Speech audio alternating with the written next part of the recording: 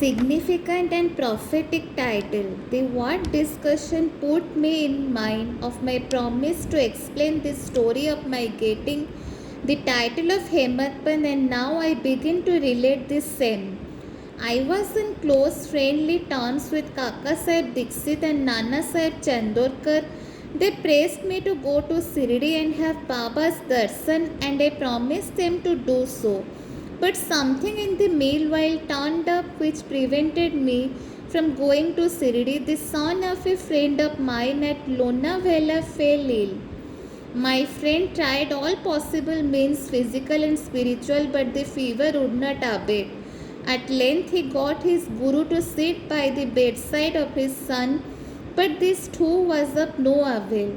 Hearing this, I thought, what was the utility of the Guru if he could not save my friend's son? If the Guru can do anything for us, why should I go to Sirdi at all?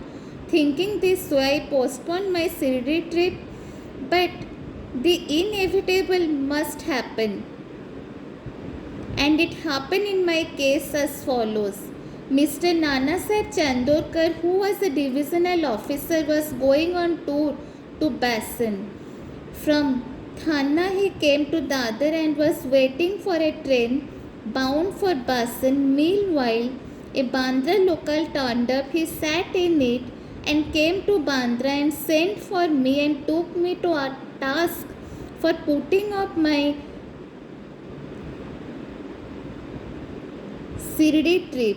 Nana's argument for my Sirdi trip was convincing and delightful, and so I decided to start for Sirdi the same night. I packed up my luggage and started for Sirdi. I planned to go to Dadar and from there to catch train for Manmad, and so I booked myself for Dadar and sat in the train.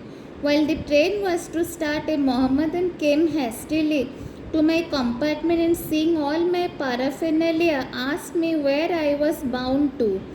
I told him about my plan. He then suggested that I should go straight to Boribandar and not to wait at Dadar. As the Manmad mail did not stop at Dadar, if this little miracle or Leela had not happened, I would not have reached Sirdi the next day as settled, and many doubts which have assailed me, but that was not to be. As fortune favoured me, I reached Sirdi the next day before 9 or 10 a.m. Baba Bahu Sahib Kaka Dixit was waiting for me there. This was in 1910, when there was only one place, that is Satheswada, for lodging pilgrim devotees. After alighting from the Tanga, I was anxious to have darshan when the great devotee Tatya Sahib Nulkar returned from the masjid and said that Sai Baba was at the corner of the wada and that I should first get the preliminary darshan and then after bath see him at leisure. Hearing this, I ran and prostrated before Baba, and my joy knew no bounds. I found more than what Nana Chandorkar had told me. All my senses were satisfied and I forgot my thirst and hunger.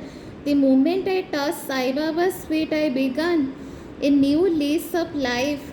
I felt myself much obliged to those who spoke and helped me to get the darshan, and I considered them as my real relatives, and I cannot repay their debt.